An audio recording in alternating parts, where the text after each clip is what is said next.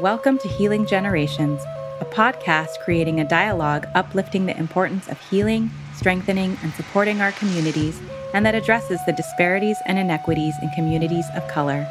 Healing Generations is brought to you by the Healing Generations Institute, a collaborative initiative of the National Compadres Network and the Brotherhood of Elders. Be sure to subscribe to stay up to date on our new releases. Bienvenidos. Good day to everybody. This is Jerry Tello with the Healing Generations Institute and Healing Generations podcast. And we want to once again welcome you to this journey, to this dialogue, to this plática, to this learning, to this healing process that we're all in. And thank you so much for joining us today. As always, I want to begin by thanking the Creator and thanking the ancestors for another day of life, another day of breath, another day of being able to learn and to heal and to grow and to share with community that way. And as we do that, I want to acknowledge, where we're sitting, wherever you're at, just acknowledge where you're at. I'm in the Tangwa Gabrieliano land, Native people from there. Think about the barrios, the neighborhoods that you're in, all the people there, all the grandmas, the abuelitas, the children, the families, even the perritos, the dogs, the cats, and all the things that make our family in our community who they are.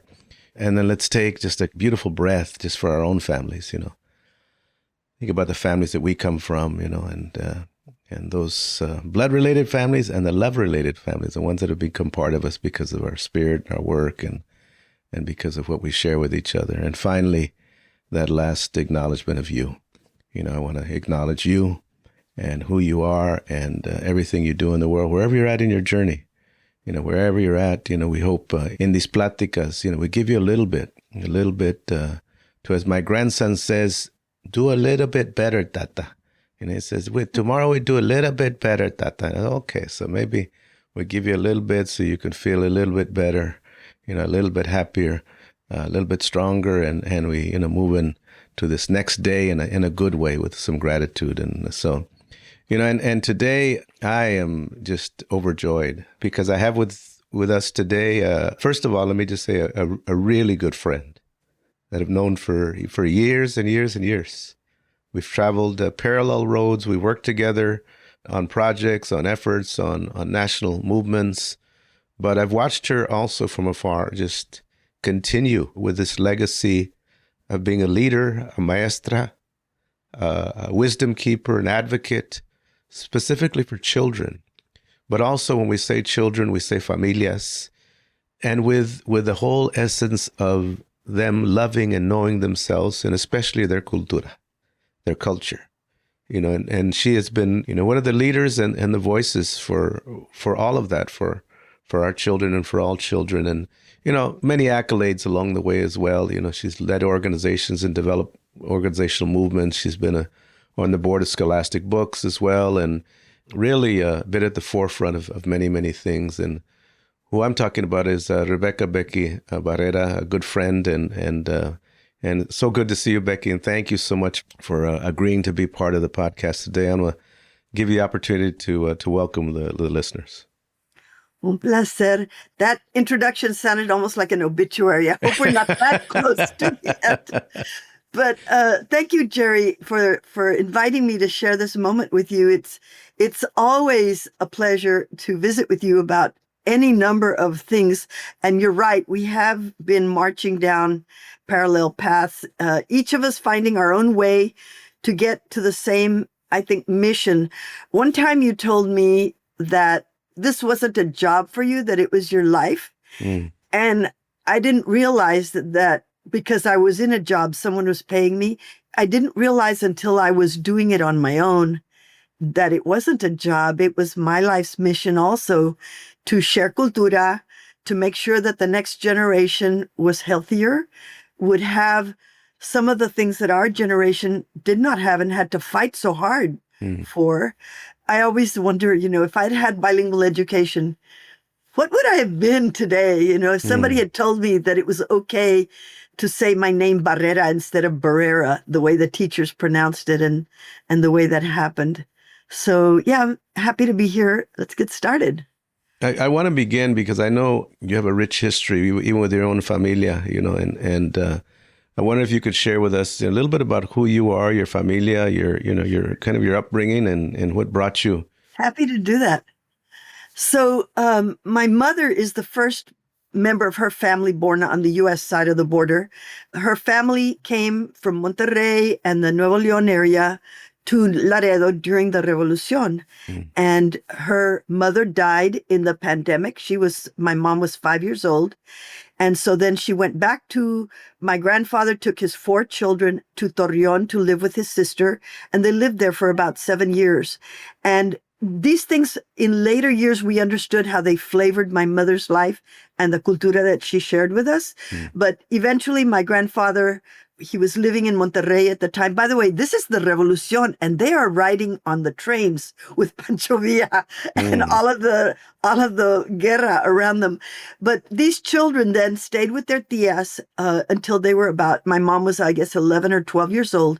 And when my grandfather followed his favorite pianista to Laredo. My grandfather, by the way, was the director of the Sinfonía de Monterrey de Nuevo León. Wow. And so when they went to Laredo, the children met their new mother, their new stepmother.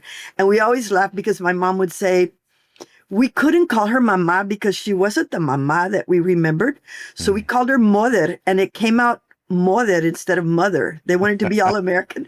And so for the rest of her life, we always called her mother. It was just, we don't even know how to spell that. But even the lady who helped her clean her house would say, Doña Mother, Señora Mother. And we would laugh about that. So my mother's life was filled with cultura and music. And my grandfather then eventually became a very successful, prominent leader in Laredo. And also he was the head of the Custom Brokers Association for the whole country of Mexico. He was the president. He founded it and worked with presidents and all that. So they had this long legacy. And my mom then, in her life, she chooses to marry a cowboy, a ranchero from South Texas. She met him at college. She had decided to become a nurse, which my grandfather thought was a terrible thing for a woman of her social standing to do. But my mother insisted she was going to go to college. And so she went to what was called at the time Texas A&I University in Kingsville. But eventually it became part of the Texas A&M system. But during that time, she did meet my father. And then he had to go to war. And so eventually, that all changed. But my father, his family was part of the original families of Texas. My ancestor that we know the most about is Capitan Jose Vasquez Borrego, who came to Texas with the Escandon settlements. And he brought with him 15 families. They were rancheros from Zacatecas, from Coahuila, and they brought all these families and they helped settle a very wild land that was right on the Rio Grande. And so that territory then became part of Texas. The original settlers of the 1700s, they created the roads, they brought all the cattle. They made the government happen. There was new government by the time that the Norteamericanos moved into this territory. There was already governments and cities and many, many families. I'm telling you this story because none of it was ever told to us in school. It's the tragedy of Texas education is that Latino kids today in our schools, we are 53.9% of the children in the Texas public schools, but we're only represented by about 22% of the teachers. And we have none of our history in the Texas history books. In school, no one ever mentions to us what happened before the Battle of the Alamo. Everybody's very proud of the Alamo and the heroes of the Alamo because they think that that's what liberated Texas from the terrible Mexican people. But Mexico had a right to come and have a showdown. After all, they had invited these people to come in and settle the land and gave them land and gave them space, but they were required to learn Spanish, become Catholic, and no slavery.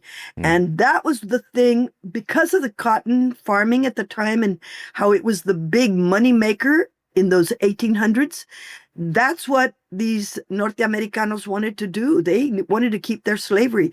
So don't let people fool you that the Battle of the Alamo was about a mean Santana. There was many, many reasons why those battles, that one and the one in San Jacinto, why those battles occurred and why Texas eventually became independent of Mexico. Eventually, of course, that led to the Treaty of Guadalupe Hidalgo and the war between the United States and Mexico, where Mexico loses half of its land. So for me, that I didn't understand it as a child. And that's one of the reasons that I'm driven to make sure that our children know our history and our heritage and our cultura. Because research shows that children who know these things, they become more resilient. They're smarter if they know two languages, by the way, because your brain has different locuses, different places where your languages are. And imagine if you have the research shows that if you have a car accident and you're injured in that part of the brain where you speak one language, you still have the other language. That doesn't happen for people who have only one language. So there's so many benefits to knowing your languages, your history, your cultura, and then being able to be successful in life because you feel you know who you are. And I think for all of these years, I didn't realize that these background things of what happened with my family, my parents, and in the early years of school, that was all, it eventually emerges as the strategies that I work with today. It's where our names were all changed. Mine became Becky.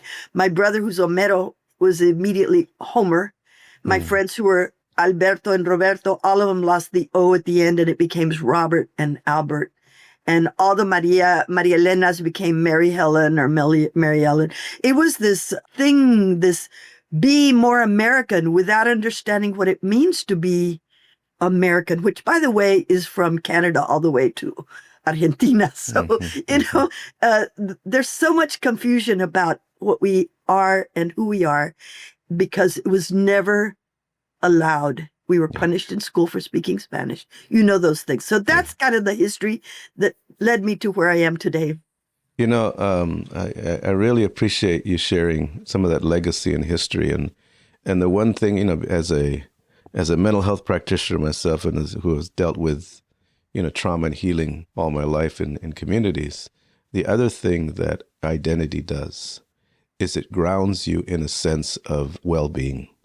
And it makes you feel grounded. And the thing is that sense, when our grandmas gave us the bendición, when they would bless us up and tell us that we were a blessing, it meant that you are wanted, that you're sacred, that you are worthwhile, that you're valuable, that somebody cares for you, that you have a connection with me, whether I'm here or not.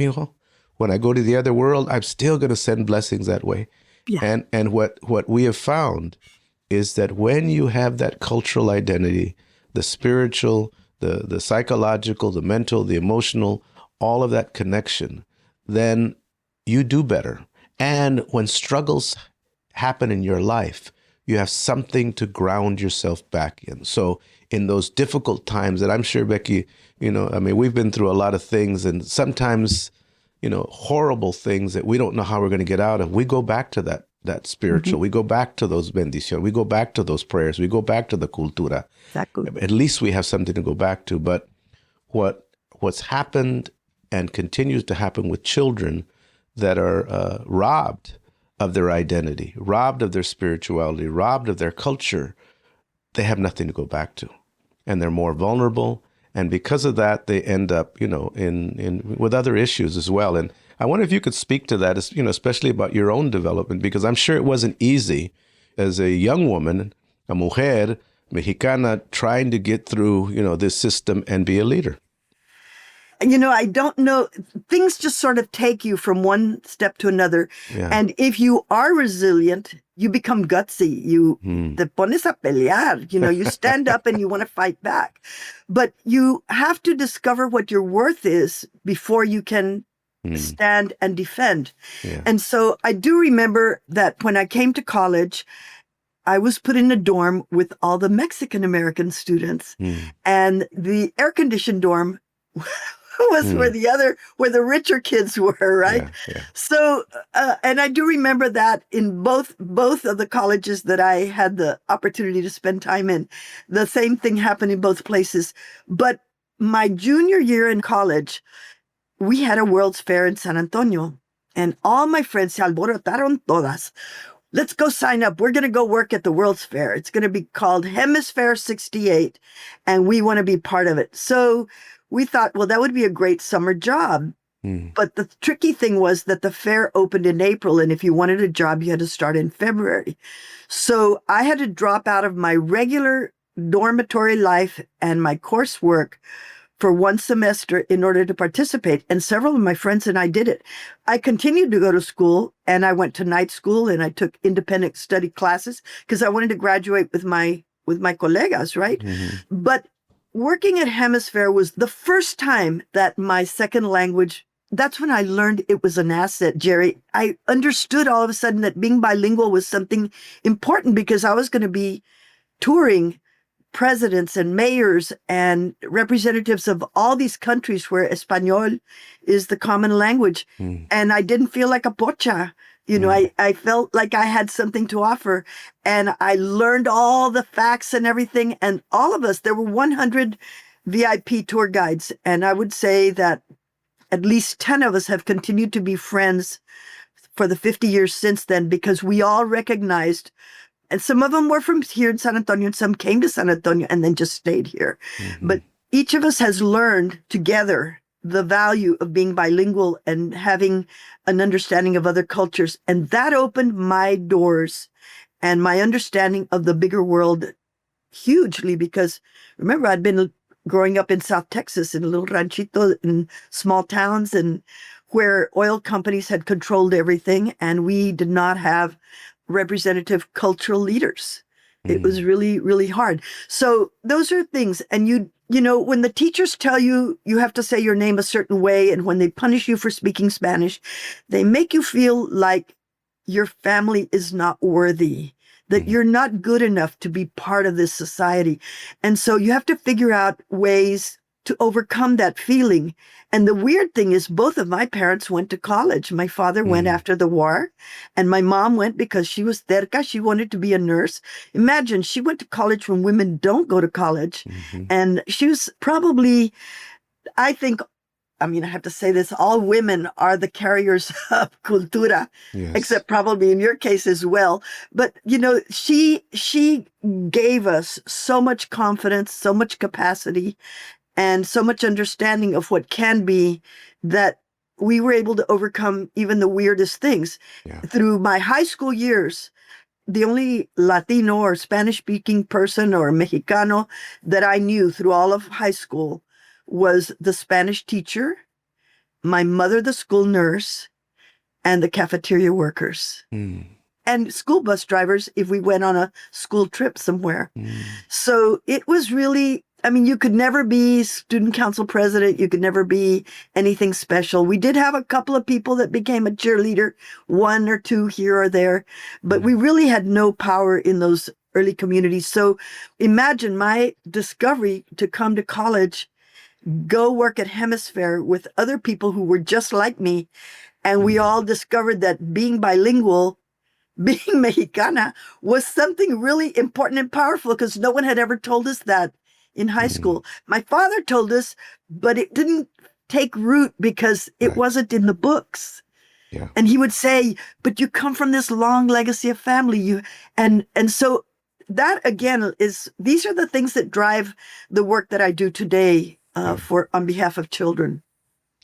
Well, I know, you know, there's, I'm sure, you know, when I hear you talk about not seeing teachers and people that look like you and that validate who you are and where you come from, I know that's, you know, it gets stuck inside of you. It gets, it confuses you if you're valued or not, you know. And I would imagine that's one of the reasons why, you know, you invested and really dedicated your life to early childhood education, you know, because I know part of your work was working with young children, developing, you know, centers that really, really nurtured the whole essence of the bilingual, bicultural child. Can you talk about that and why children? I will. And that was really by accident, I will tell you. In 1968, you know, that was an immensely historic year. That's when Martin Luther King was killed. It was Robert F. Kennedy. It was our Hemisphere year as well. It's also the year that the students at the Edgewood School District did their walkout. I think you all were walking out in Los Angeles as well, ¿verdad? Right. So that summer, I thought the only thing I knew how to do was sew and design clothes because I'd been so successful at it. And because I hadn't had opportunities for, we didn't know in South Texas that you could grow up to be a physician or an architect. I would have loved to have been an architect, but it wasn't in my pathway. And my father insisted I had to go to a girls' school, a Catholic girls' school, because he was afraid to let me leave our home, which is a very Latino thing, not to let your kids go away, especially your daughters. Yeah. You want to keep them close by. But what happened was I thought I was going to be a fashion designer and I was going to go to New York. I was going to break away from everything. And that was the year that my friend said, there's something exciting going on over in Edgewood.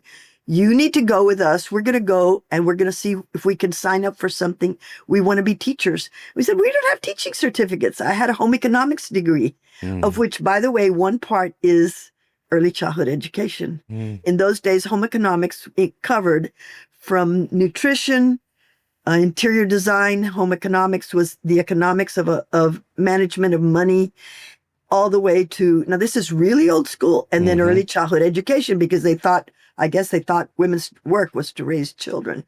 So I went with that group to Edgewood School District when there was a new movimiento. The students had done a walkout. They had run for school board. They had taken over, and they had hired this brilliant man named Jose Angel Cardenas, Dr. Cardenas. And I got hired because they needed teachers. It was the poorest school district in Texas. And that school district eventually became the court case, Rodriguez versus Texas, that went all the way to the Supreme Court about school finance. Because in Texas, and I don't know how it is in California, but schools are supported by the property tax for the property that is in their neighborhood. And if you consider the word Edgewood, it was on the edge of town. It was there. The woods are out there. It's where the laborers lived. So there was no property value there. The little casitas, it was the poorest school district in the state of Texas. And that's where I began my teaching career. And so one of the things that happened was with this very, very creative superintendent, we landed a small grant. I think it was about $25,000 to start a program called Youth Tutoring Youth. And the idea was that older kids who had trouble reading or who had potential dropout issues, that those young people would be in charge of little kids, and they would be helping these little kids read books, do art activities, do their homework, whatever. They would become tutors for the little ones. And of course, we know that the ones who learn the most are the big kids, the ones who are at risk. And so that program really catapulted me into a different understanding of how children learn. They learn by doing, by being involved, by being immersed in what they're doing, not by just listening to somebody lecture to you or reading a book. And especially our kids who had grown up in neighborhoods that were at risk, the way that they learned was when they sat with their father and helped to change a tire on a bicycle, or when they were in the kitchen with their grandmother. So then I understood that that's how young kids learned. That's the best way to learn. And that built an entire new framework for me. I became a curriculum writer, very successfully created the first one of 4 national bilingual Head Start programs that were used. Ours sold 60% of all of the Head Start programs, Migrant Head Start, were using that program. And then it just kept, one thing led to another. I left, I worked with IDRA for 5 years, which was the organization born from that school, the school walkouts and the school finance lawsuits. And we worked on desegregating schools. I mean, talk about getting an understanding and a background of how our education system is manipulated to keep some of us from being successful. Yeah. Whether it's intentional or not, I mean, I'd like to give the people the benefit of the doubt, but now I know that a lot of it is intentional. Yeah. We're being kept. So at one point then I created my own school, a bilingual preschool. I had a contract with a hospital. We were open around the clock so that we could serve nurses. And you can't help but become immersed in family understanding when you are caring for their children and helping them through, children are with adults probably, I would say, less time with their family than they are in the school or learning environment because we all have to go to work. You're so lucky if you get to stay home and raise your child till they go to school, but it doesn't happen for everyone. So that's how that went. One of the things that made me a super fighter was that during the years that I had my private preschool, my early childhood center, we went all the way up to kindergarten, certified kindergarten. And the kids started with us at about 6 weeks to 2 months old, somewhere in there. And they were with us till they were in the first grade. So, in those days, nobody understood early childhood education because it was unheard of. So we were licensed by the state, but we were managed by the city restaurant department because we serve food. So one day we have a birthday party going on in the 3-year-old classroom and the inspector arrives. They always come without telling you. It's a surprise visit, right? And he sees this party and he says, "Yes, the cake? That does not look like a store-bought cake. Why are you eating this? You're not supposed to bring in outside food to a certified restaurant." I go, this is an early childhood center. It's not a restaurant.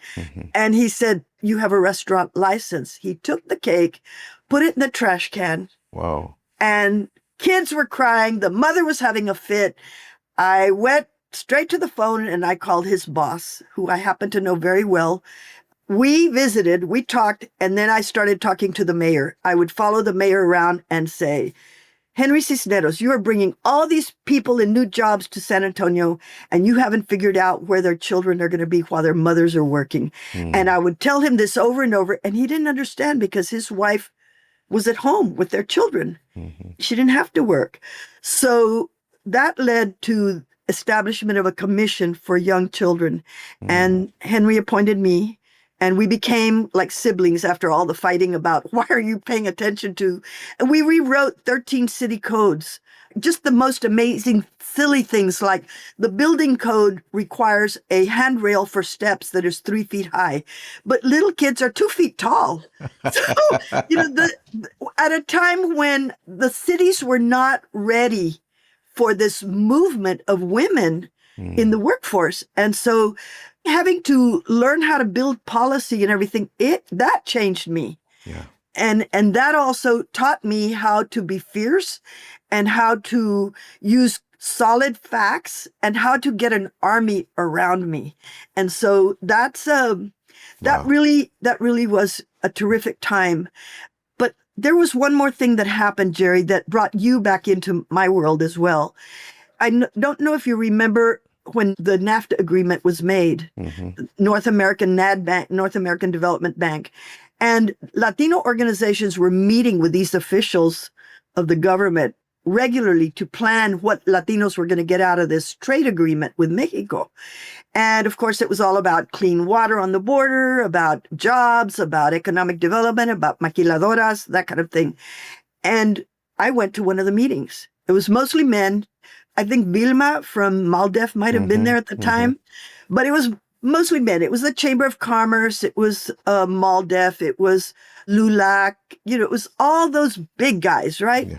And I walk in and I start talking about, hey, what about the kids that are selling chicle on the bridge? And how about the birth defects from the contaminated water?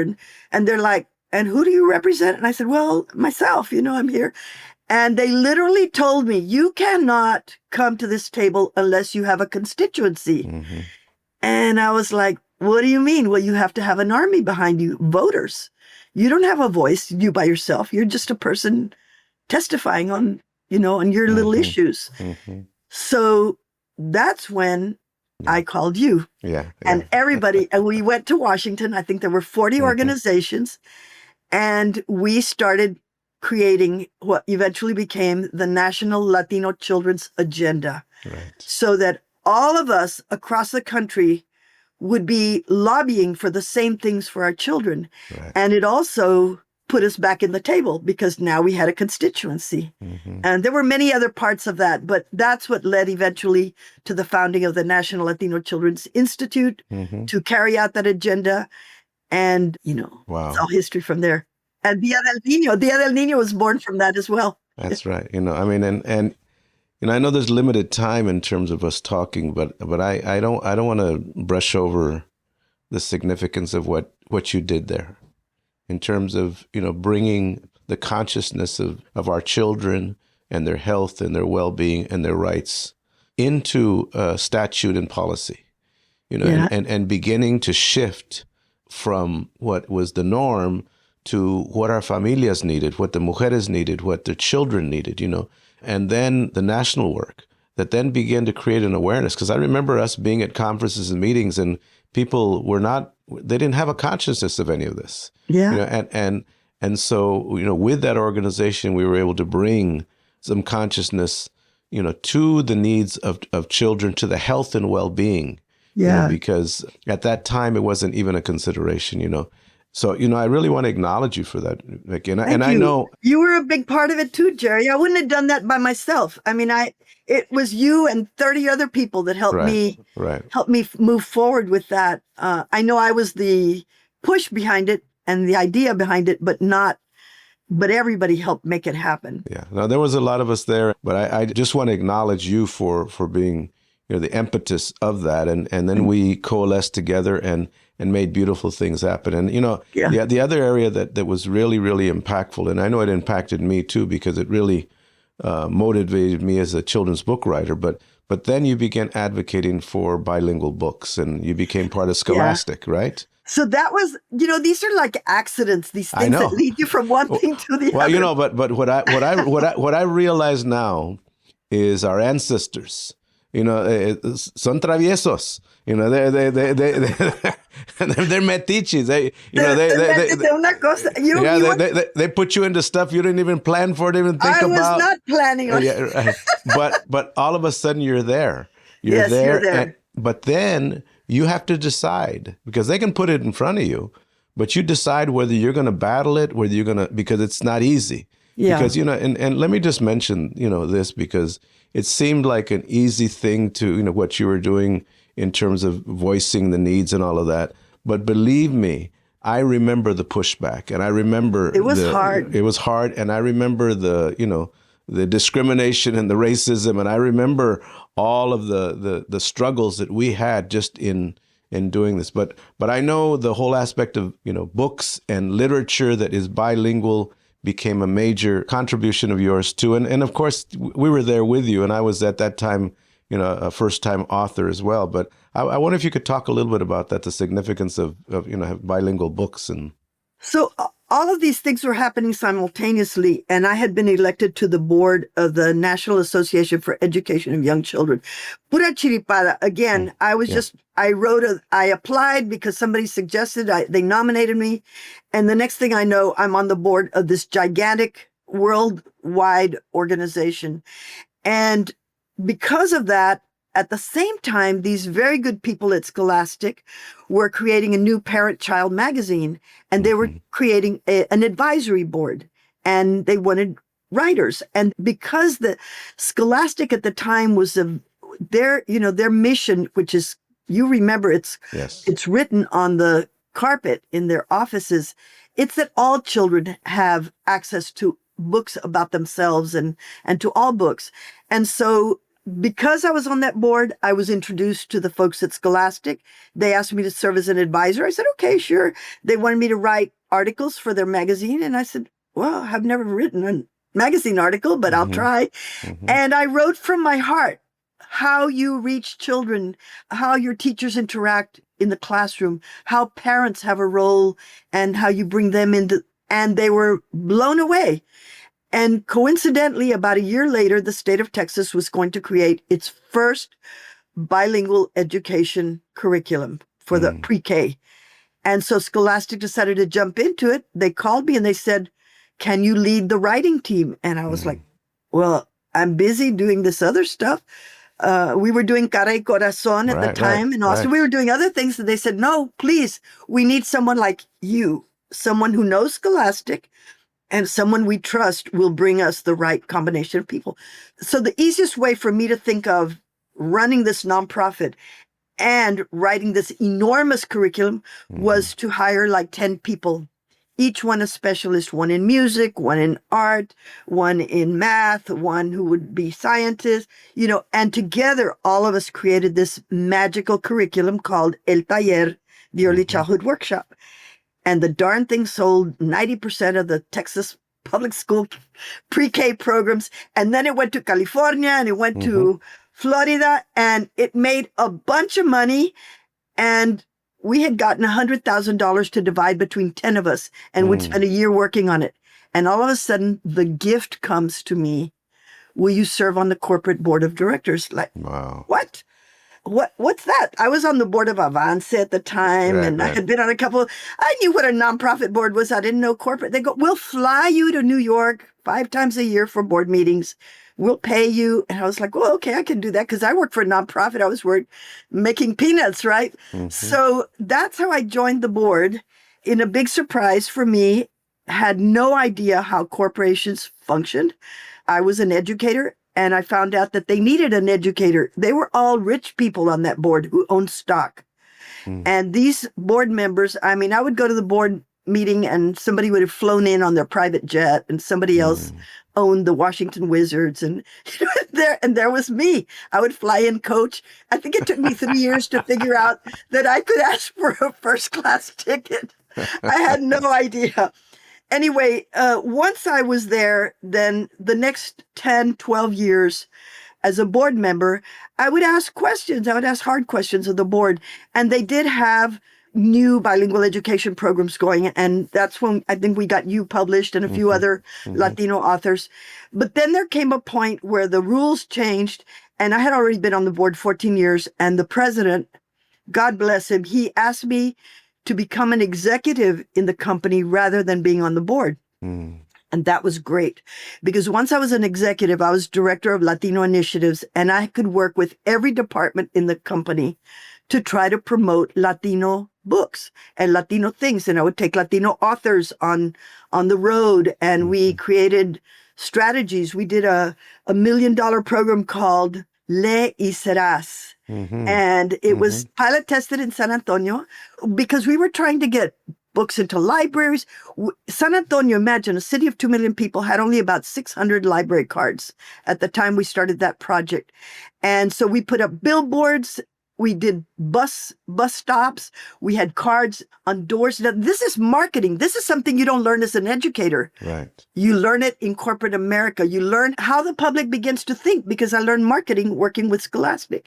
Anyway, that did lead to eventually my setting up my own bookstore. When I left Scholastic, I had a bookstore called Tres Rebecas. By the way, my grandmother, my mother, and I were all Rebecas. So Tres Rebecas represents the passing of one. Your first tradition is your name, our Latino names.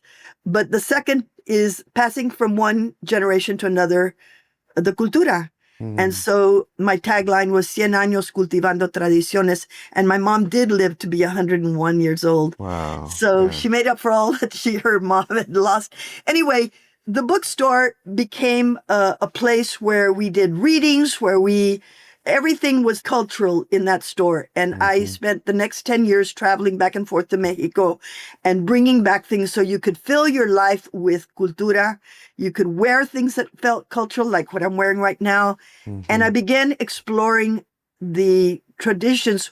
One year, I did a project for Palo Alto College here in San Antonio with the Gates Foundation grant to start a high school on the college campus. These were kids that reminded me of my original kids at Edgewood. They were potentially dropping out because they had family responsibilities. They were busy working. As soon as they'd get out of school, they'd go to work and they'd work till midnight at Burger King or something. They took care of siblings. They took care of abuelitos. So these kids then were at risk of dropping out of school. But by being able to come to college, you now go to college Tuesday, Thursday, or Monday, Wednesday, and you rearrange your schedule. And so we took these high school seniors, and by the time they finished, they had both a high school diploma and a 2-year associate's degree. Wow. But that was hard work because once again, we were breaking all the patterns, and the public schools did not want to share their money with the college, college tuition.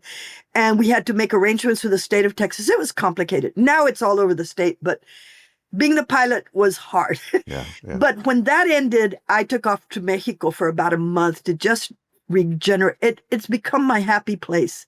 And I'm going next week to celebrate my birthday because that's what makes me happy is going. But while I was there, everywhere I would go, I would ask, and how did you learn? ¿Cómo empezó a hacer este tejido? ¿Quién le enseñó? Y me decían, pues mi abuela le enseñó a mamá, mamá me enseñó a mí. And that's how I understood the passing down from one generation to the next, the knowledge, the skills, the joys, the artesanía, and the recipes for our food, all of that. So those are the things that I embedded. I forgot to tell you all about Dia del Niño, but when I was running the National Latino Children's Institute, that was one of the things that emerged from that summit in San Antonio was to create a children's festival, a children's day where we would just focus on the kids. The kids had asked for it. We gave it to them. And so Dia del Niño is now celebrated in about 200 communities around the United States. I'm forever grateful for all the people who helped me get it through the U.S. Senate and to make it, and for the original sponsors, you know, Olga Aros from McDonald's and Ford Motor Company and all those people that helped us spread the word all over the country so that we could have Dia del Niño everywhere. But the things we do at Dia del Niño are the things that came from that month that I spent in Mexico. We do repujado, we make ojos de Dios, we do mosaics, we make a community mural. You have 10 kids painting together. It's wonderful. We grind cacao so you can smell the chocolate and taste the raw cacao. We play games. We use baleros, the balero game from Mexico. We invented a game called Tira la Chancla, and you have to throw it through these. It's really fun. And we have, of course, our music and our dance, and we have adult dance teachers who teach you basic dance steps. I mean, it's a full day of thrilling things for children. And the great thing is now, from that, we started writing Cultura cards. So during COVID, we got this teeny tiny little grant that said to put the arts into underserved communities. So we said, okay, let's take all of our artesanía activities that we're doing at Dia del Niño, and we'll write a how-to, and we will distribute those to parents with this little $3,000 grant. And so for every activity that our kids were doing, we would write a Cultura card. On the front, it has the history, the background. So you learn that the Ojo de Dios is something that the Huicholes have done traditionally and how they hang it over the crib of their child and how they add different colors every year. So many things about each of these traditions. And then on the back of the card is the instructions. And that has catapulted us into the work that I'm doing today with Somos Cultura y Más. So we have identified over 200 topics that we're making Cultura cards about, and we're immersing them in our community. We're putting them into classrooms through student teachers with my friends at the universities, because of course there's no textbooks that we can use. But for every single card, we're adding the Texas Essential Knowledge and Skills requirement. So no one can say, you can't do an Ojo de Dios in this classroom. That's not mathematic. And we can show them, oh, yes, it is. Look at the geometric thing. Here's the Texas standards that are met by this activity. And then they send them home to the families, and the families are doing these things as well. So next week when we go to Mexico, we'll be studying the maguey, the mystical maguey. That's the name of our topic. And our next fundraiser for the Dia del Niño will cover the maguey plant, and it's over 100 uses. It's not just for making tequila. It is for decorative. I don't know if you've seen the pita on the charro belts. Right. There's even a study right now about Alzheimer's medication from the juices of the maguey plant. And then there's fishing nets and ropes and all of the things that were part of our ancestry and that are still in use today. So that's how all these things led us to the work of today, to make sure that we can pass cultura from one generation to the next. Wow. You know, I mean, it's amazing. You know, and I'm sure even you, in recollecting, you even questioned, how did that happen? And how did I do all of that? How did that come about? You know, and I don't even know that I ever planned it. It just one thing led to another, and you had to respond. So you respond this way, you respond, and it just keeps you in the same direction. Yeah. Well, I would say, you know, because when I met you, I felt your spirit, and I felt your love for our people. And I think as long as you ground yourself there, the love for our people, and you allow your spirit to guide you, and then I met your mom. Your mom, there was no barriers for your mother. Yeah. She didn't see barriers. She made friends with everybody. Yeah, and so with those three elements, it really guided you all along. And even though, there was no strategic planning process for all these things you did, your ancestors were really pushing you ahead to really cultivate what our people needed, what our people have needed all along. And out of that have come really a legacy of so many beautiful things. You don't even realize how, because of the work that you've done, of course, collectively with others, but with your guidance, how many people it has motivated, how many people it has influenced, and how many lives you've changed. Our world is different because of the many things that you've done, and the children and the teachers and what's being instructed is much better and more wholesome because of you and what you've led all these years. So, I just want to, publicly thank you and acknowledge you, as a leader, as a wisdom keeper, as a trailblazer, and appreciate you, because I know it wasn't easy. And I know you've confronted many things, and I know there were those days because we sat together, frustrated and angry and upset because of, the we got the pushback so much. And Jerry, sometimes the pushback was from other Latinos. Yes. Who were afraid to step out, or who were, I don't know. Yeah, and I think, sometimes we're seeking such validation that we'll do whatever in order to get the validation by the system. But you never did that. Yeah. You never did that. And so now that we find ourselves a little bit older, been through. We're talking 50 years later now. Yeah, I know. You're right. I want to really just give you the opportunity as an elder and as somebody that carries a lot of wisdom to maybe share some consejos, some advice for that next generation that is coming behind us. What would you say to them? What would you tell them, as a matter of consejos and advice, as they move forward in their life? I think one thing is you can't be led by public media and public opinions. You're going to have to find your own road always, and you're most successful when you find your own road, not that you follow the trend that somebody else says for you. You need to know, it's just like writing a high school graduation speech for somebody. But I really think that it's important for each of our young people to follow a path that makes them feel whole. Things that they believe in, and stay strong to the things that were meaningful in their childhood. Reflect back to what was important and try to think positive. My mom was probably the most optimistic person I ever met in my life. And she always looked for the good in everything. And I do remember one time I went through a training program where it was mostly men, like 3 women. And always we would be given these problems to solve. And they would just say, oh, come on, you don't know the answer. You've never been to Brazil. You've never managed a factory. How would you know the answer? And always I would come back with another solution. And I think that that's one of the things you always have to think, what can you do next? Okay, so somebody te pone la parada, then they stop you, find another way to go around it and get moving to the next idea. Find another solution. Never let anybody put barriers in front of you that prevent you from reaching your dream and your goal. Don't give up. No te rajes. I would say that's one of the most important guiding things. Yeah. Never to stop, never to give up. To look for other ways. I mean, if somebody stops you, look away to work around the barrier. And I think, the other thing that I saw that you did is you brought people around you and with you. Yeah, you can't do it by yourself. Yeah. Somebody did teach me a long time ago that you get power by giving it away. The more you empower others and help them do better, the bigger the circle of support becomes. Then everybody is working towards something. So you get power by giving it away. And giving it away means empowering others, teaching them, bringing them along, opening doors for them. Right. Fixing things when you can for them.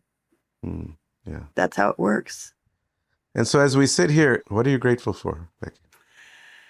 I'm grateful for the hard times, Jerry. Mm. There's that song about what doesn't kill you makes you stronger. That's Mm-hmm. exactly it. We celebrated the walkout of Edgewood last Saturday with a movie created about it. And having worked in those schools with such limited resources and having this attitude of, we can transform it completely. Nobody's going to stop us from it. Working with very little, the hard stuff is what makes everything better. I just know it.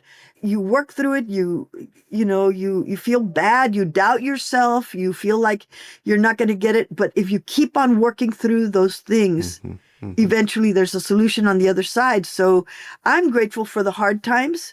They make me really appreciate all the easy stuff that came later. My mom always told us, if you do more than what you're paid for, then someday you will be paid for more than what you do. And now people pay me for my wisdom, I guess. My time and wisdom. So, it's surprising. It's surprising. My mom would say it another way, que todo se paga. También. I use that phrase all the time. I think I got it from you. That, because I really believe that the hard work and the struggles and the perseverance that you led has blessed a lot of people. And what I'm hoping, is that as you continue doing your work, because there's still a lot of work to do, that you will see the blessings and that you will experience the blessings, and you will know in your heart that you've done a really good job. You fulfilled your ancestors' dreams of really making people better, And so I just want to thank you for that. And wow, I don't even stop to think about it. I just keep doing it. Yeah, well, and that's why you are who you are.